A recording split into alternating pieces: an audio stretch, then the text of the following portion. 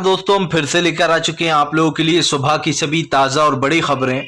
फटाफट अंदाज में एक एक कर बताएंगे आपको आज देश और दुनिया से क्या बड़ी खबरें निकलकर सामने आ रही हैं। लेकिन उससे पहले दोस्तों एक नज़र डालेंगे सुर्खियों पर। प्रधानमंत्री नरेंद्र मोदी के ऊपर गरजे जेएनयू के छात्र, बोले देश का प्रधानमंत्री और गृह मंत्री तानाशाह है। दरअसल आपको बता दें बीबीसी पे बनी डॉक्यूमेंट्री जेएनयू में दिखाने की बात कही गई थी, लेकिन अब उस पर वहां के प्रशासन ने रोक लगा दी है।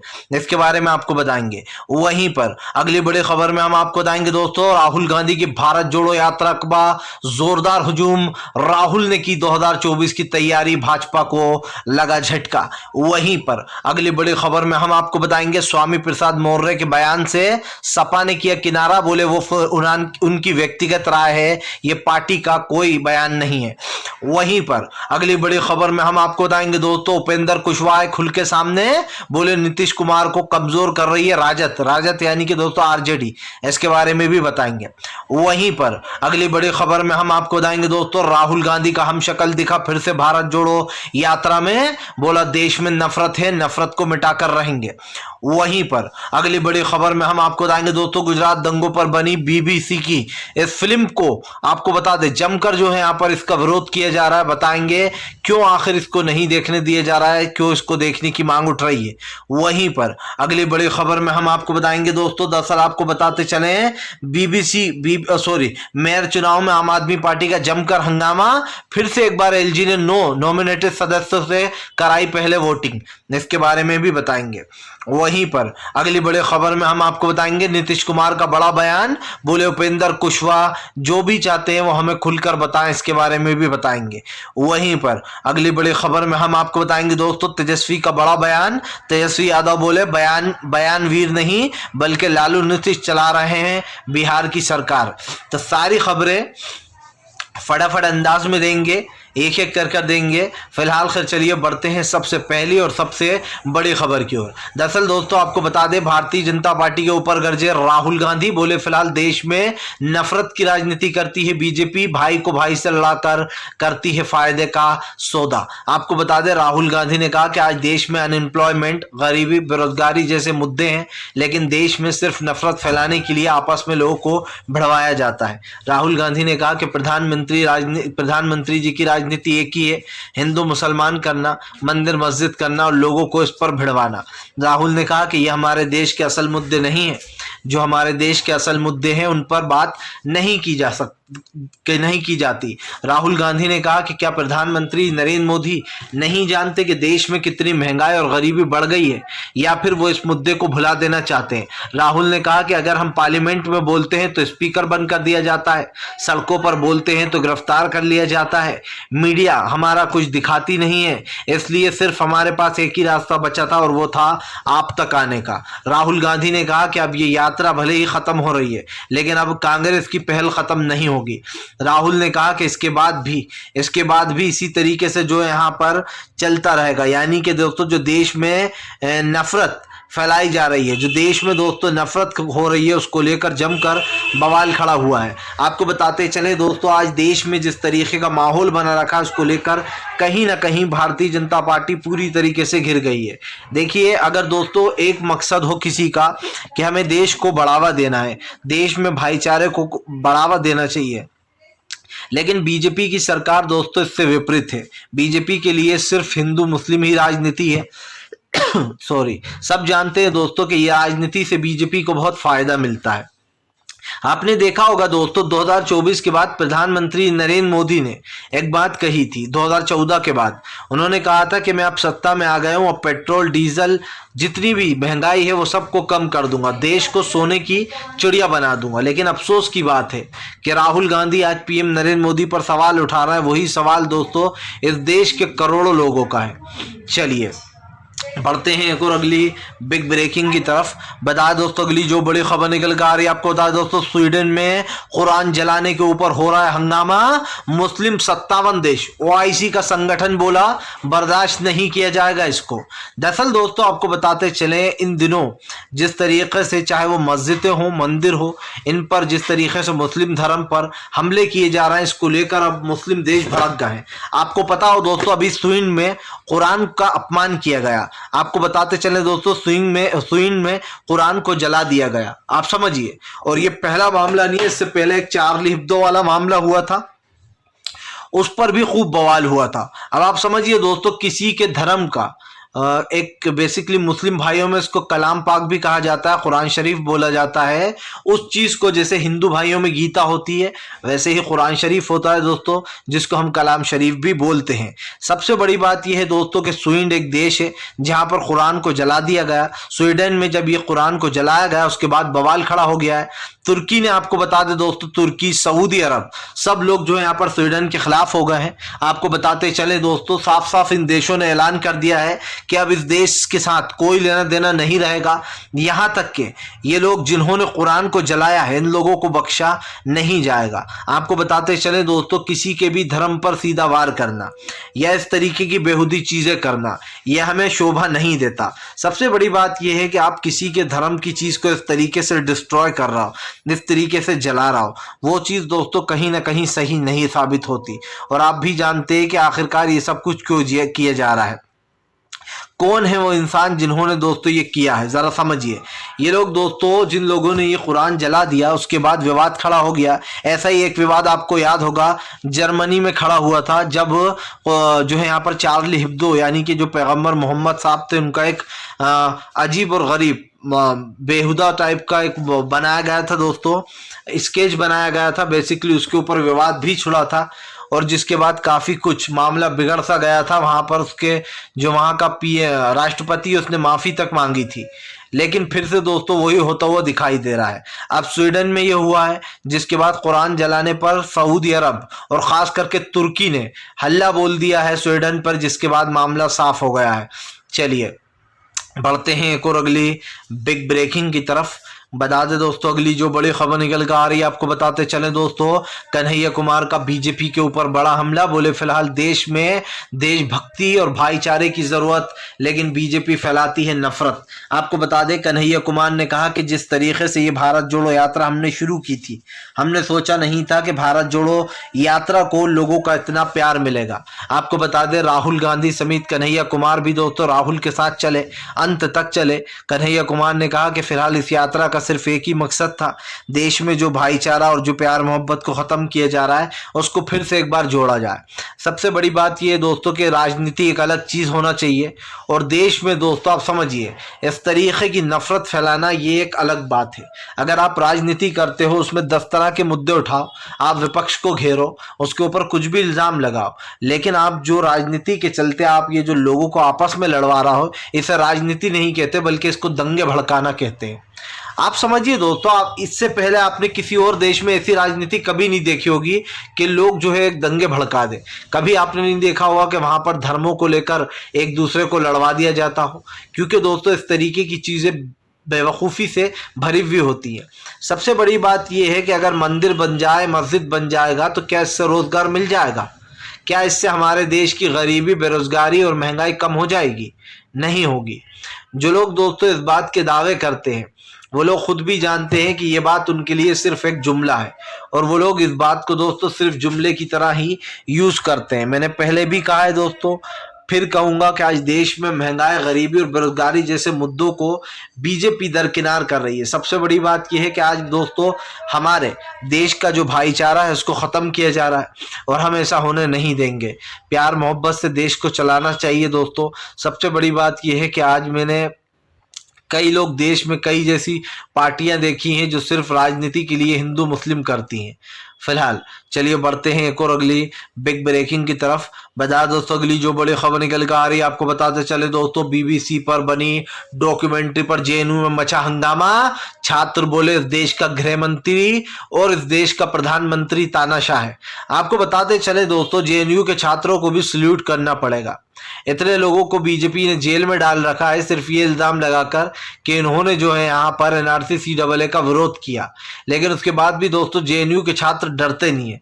ये भी अपने आप में एक बड़ी बात है और तारीफ करने वाली बात है, क्योंकि दोस्तों आप समझिए, जेएनयू में पहले ये वादा किया गया कि ये जो बीबीसी की बनाई हुई डॉक्यूमेंट्री फिल्म है, ये डॉक्यूमेंट्री है, इसको दिखाया जाएगा, लेकिन दोस्तों अब जेएनयू के प्रशासन ने इस पर रोक लगा दी है।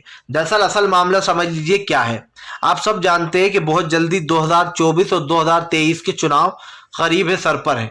ऐसे में प्रधानमंत्री नहीं चाहते कि 2024 से पहले उनकी छवि पर कोई भी आंच आए। सब जानते हैं कि गुजरात दंगों के आरोपी के रूप में लोगों ने प्रधानमंत्री को ब्लेम किया था कि ये सब कुछ प्रधानमंत्री की वजह से हुआ और उनकी वजह से ही गुजरात में दंगे फैले थे।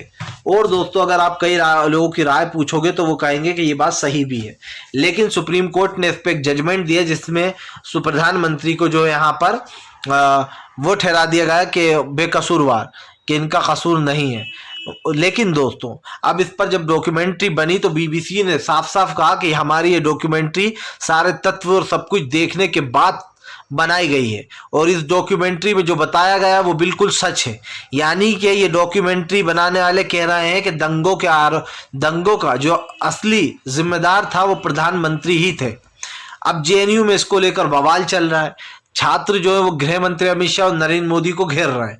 उनका कहना है कि हमारे देश का प्रधानमंत्री और हमारे देश का गृह मंत्री दोनों ही तानाशाह हैं। सबसे बड़ी बात यह है दोस्तों, आप देखिए इस डॉक्यूमेंट्री को लेकर मोदी सरकार ने इमरजेंसी जैसी सुविधा का यूज किया। तत्काल में डॉक्यूमेंट्री के रिलीज होने से पहले ही प्रधानमंत्री ने इमरजेंसी लगा दी इस पर, और इस पर बैन लगा दिया कि ये भारत में कहीं पर भी नहीं देखी जाएगी। सबसे पहले तो दोस्तों, जो यूट्यूब वाले इस डॉक्यूमेंट्री को शेयर कर रहे थे उनके वीडियोस उठा लिए गए। उसके बाद दोस्तों, ट्विटर पर ये सब कुछ शेयर किया जा रहा था, ट्विटर पर बैन लगा दिया गया। यहाँ तक कि आप समझिए, यहाँ तक कि ये जो पूरी प्रक्रिया चल रही थी दोस्तों, इस चीज़ पर सब पर रोक लगाई गई है। और बताया जा रहा है कि जेएनयू में इस डॉक्यूमेंट्री को दिखाने का वादा किया था, लेकिन अब प्रशासन में वहाँ के जो जेएनयू का प्रशासन है उसने इस पर भी रोक लगा दी, जिसके बाद छात्र संघ जो है, छात्र लोग जो है वहाँ के, वो भड़क गए हैं इस पर। चलिए बढ़ते हैं एक और अगली बिग ब्रेकिंग की तरफ। बता दोस्तों, अगली जो बड़ी खबर निकल कर आ रही, बीजेपी के ऊपर गरजे उद्धव ठाकरे, बोले मोहन भागवत गए थे मस्जिद, क्या उन्होंने भी छोड़ दिया है हिंदू धर्म। दरअसल दोस्तों, आपको बता दें, बीजेपी हमेशा लोगों को ये जताने में लगी रहती है कि हम सबसे बड़े हिंदुत्ववादी हैं और हमसे बड़ा हिंदू कोई हो ही नहीं सकता, या फिर हमसे बड़ा हिंदू कोई है ही नहीं। और ये बात का बीजेपी को दोस्तों, आप समझिए, इस बात का बीजेपी को गर्व होता है, इसीलिए बीजेपी दोस्तों आए दिन ये चीज़ें करती रहती है। अब मैं आपको बता दूं दोस्तों कि पूरा मामला है क्या। दरअसल आपको बता दें, अभी हाल ही में आपको याद होगा मोहन भागवत मस्जिद गए थे। मस्जिद में जाकर मोहन भागवत ने दोस्तों मौलानाओं से, यानी कि मौलवियों से मुलाकात की थी। लेकिन अगर यही काम दोस्तों उद्धव सरकार ने किया होता, यानी कि शिवसेना ने किया होता, या कांग्रेस ने किया होता, या दोस्तों तमाम उन पार्टियों ने किया होता जो विपक्ष की पार्टियां हैं, तो अब तक बीजेपी ने हंगामा मचा दिया होता। अब तक बीजेपी दोस्तों उनको हिंदू विरोधी बता चुकी होती। यहां तक कि ये तक कह दिया होता कि ये लोग तो मुस्लिम से प्यार करने वाले लोग हैं। लेकिन दोस्तों, जब मोहन भागवत खुद मंदिर गए तो ना ही मीडिया बोली, ना ही बीजेपी की आईटी सेल बोली। अब इसी को लेकर उद्धव ठाकरे ने घेर लिया आरएसएस और बीजेपी को। आरएसएस और बीजेपी को उद्धव ठाकरे ने घेरते हुए कहा कि हम कहीं जाते तो हमसे कहते हैं कि तुम अब ये वो वाली शिवसेना नहीं रही, इन्होंने हिंदुत्व छोड़ दिया है। शिवसेना के उद्धव ठाकरे ने कहा कि क्या मोहन भागवत मस्जिद में गए थे तो क्या अब उन्होंने भी हिंदुत्व छोड़ दिया है क्या। साफ दिखाई दे रहा है दोस्तों कि फिलहाल जो शिवसेना है वो बीजेपी के ऊपर हमलावर हो गई है। इसका एक सबसे बड़ा रीज़न ये भी है दोस्तों, क्योंकि बीजेपी खुद भी यही करती है। आप समझिए, सत्ता में आने के लिए या फिर जिन भी चीज़ों के लिए बीजेपी करती हो, लेकिन एक चीज़ तो साफ है दोस्तों कि फिलहाल देश की जो भाईचारा है और देश में जो एक भाईचारे के ऊपर देश चलता है, उसको ख़त्म करने की चीज़ें हो रही हैं। तो ये कहना गलत नहीं होगा दोस्तों कि फ़िलहाल आज देश में बेरोज़गारी, महंगाई जैसे कई मुद्दे हैं जिसको दोस्तों बीजेपी ख़त्म करने की कोशिश कर रही है। सबसे बड़ी बात ये भी है दोस्तों कि आज हमारा देश भाईचारे और प्यार मोहब्बत से गुजरना चाहता है, लेकिन नरेंद्र मोदी की सरकार जो है दोस्तों वो इस चीज़ को कहीं ना कहीं हल्के में ले रही है। और आप भी जानते हैं कि ऐसा क्यों कर रही है सरकार। मतलब साफ है कि फिलहाल भारतीय जनता पार्टी की राजनीति ना आपके समझ में आती है, ना मेरे समझ में आती है, न जनता के। आरएसएस दूसरों पर तो ये आरोप लगा देती है, लेकिन खुद के बारे में क्या कहना है ये नहीं बताएगी। चलिए बढ़ते हैं एक और अगली बिग ब्रेकिंग की तरफ। बता दोस्तों, अगली जो बड़ी खबर निकल कर आ रही है, आपको बता दो चले दोस्तों, स्वामी प्रसाद मौर्य के बयान से चाचा शिवपाल ने किया किनारा। बोले ये उनकी व्यक्तिगत राय है, उनका व्यक्तिगत सोच है, इससे शिवसेना का कुछ इससे एसपी का कुछ कुछ लेना देना नहीं समाजवादी पार्टी का। दरअसल दोस्तों स्वामी प्रसाद मौर्य ने अभी हाल ही में एक बयान दिया था जिसमें उनका कहना था कि जल्द से जल्द राम सेतु को बंद कर देना चाहिए। आपको बताते चले दोस्तों, उन्होंने ये भी कहा था कि इसके जरिए नफरत फैलाई जा रही है देश में। जब स्वामी प्रसाद मौर्य ने यह बयान दिया तो बीजेपी वाले बिलबिला उठे। बीजेपी वालों ने स्वामी प्रसाद मौर्य के ऊपर एक साथ धावा बोल दिया, जिसके बाद आपको बता दें, अब जब चाचा शिवपाल से पूछा गया कि आप स्वामी प्रसाद मौर्य के बयान पर क्या कहते हैं, तो चाचा शिवपाल ने किनारा करते हुए कहा कि स्वामी प्रसाद मौर्य की यह व्यक्तिगत राय है, यानी कि ये उनकी खुद की सोच है, ये उनका खुद का डिसीजन है, इसमें समाजवादियों का कुछ लेना देना नहीं है और ना ही ये समाजवादी की सोच है। सबसे बड़ी बात यह दोस्तों, आजकल हर पार्टी में आपको बयानबाजी वाले लोग तो मिलेंगे ही, सबसे ज्यादा तो बीजेपी में ही भरे पड़े हैं। और किस तरीके से वो टिप्पणियां करते हैं फिल्मों को लेकर, मुस्लिमों को लेकर, मुस्लिम महिलाओं को लेकर, ये पूरी दुनिया देखती है। लेकिन जैसे ही बीजेपी के किसी ऐसी चीज उठा लेती है बीजेपी जो हिंदुत्व से जुड़ी हुई होती है, तो बीजेपी का हिंदुत्व अचानक जाग जाता है दोस्तों। चलिए बढ़ते हैं एक और अगली बिग ब्रेकिंग की तरफ। बता दोस्तों अगली जो बड़ी खबर निकल कर आ रही है, आपको बताते चले दोस्तों, दिल्ली की विधानसभा में लगे शेम शेम के नारे। आम आदमी पार्टी बोली बेईमान बीजेपी की सरकार। दरअसल दोस्तों आपको बता दें, आम आदमी पार्टी ने बीजेपी को झटका दे दिया है। ये तो तय ही था कि आम आदमी पार्टी की ही वहां पर मेयर चुने जाना है, लेकिन दोस्तों ये भी तय था कि फिलहाल भारतीय जनता पार्टी को झटका भी लगेगा। लेकिन उससे पहले दोस्तों एलजी ने सारे लोकतंत्र की हत्या कर दी। जिन बाबा साहब अंबेडकर को सब लोग अपने देश का संविधान मांगते हैं, जो बाबा साहब अंबेडकर को लेकर दोस्तों लोगों की राय बहुत अच्छी है, जिन्होंने हमारे देश का संविधान लिखा, आप समझिए उन्हीं बाबा साहब अंबेडकर की तारीफें करती है बीजेपी। लेकिन काम कौन से करती है दोस्तों, ये आप भी देख रहे हैं, तानाशाही वाले। अब ऐसा ही एक मामला निकलकर सामने आया है जिसमें आपको बता दें, उन नॉमिनेटेड सदस्यों से को दोस्तों पहले वोटिंग कराई गई, जो लोग दोस्तों आप समझिए वोटिंग कर ही नहीं सकते हैं, जिनको ये अधिकार सुप्रीम कोर्ट ने भी नहीं दिया है। लेकिन आम आदमी पार्टी ने जमकर हंगामा किया। आपको बता दें अब की बार कोई हंगामा ना हो इसलिए लाठी डंडों के साथ वहां पर जो लाठी डंडे थे दोस्तों, उसके साथ साथ आपको बता दें सदन में भेजा गया उन्हें। और सदन में भेजने के बाद दोस्तों ये मामला साफ हो गया था कि ये जो देश के नौजवानों को अंदर लाया गया है दोस्तों, ये पीटने से या डराने के लिए लाया गया है। डंडे हाथ में बड़े बड़े, सर पर हेलमेट लगाए हुए, ऐसा लग रहा था कि सदन में नहीं है भैया, हम तो किसी सड़क पर खड़े हुए हैं जहां पर होंडागर्दी हो रही है।